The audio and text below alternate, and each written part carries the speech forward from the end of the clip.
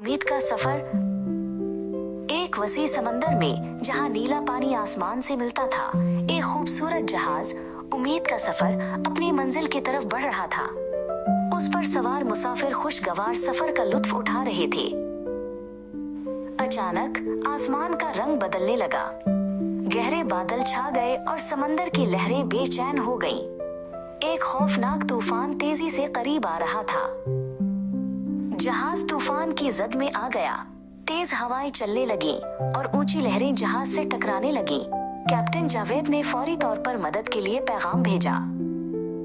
साहिल पर मौजूद control room में जारा ने कैप्टन जावेद का हंगामी पैगाम वसूल किया।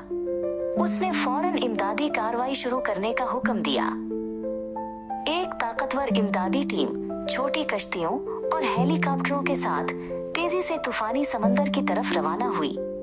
हर कोई मुसाफिरों को बचाने के लिए पुरअज़म था।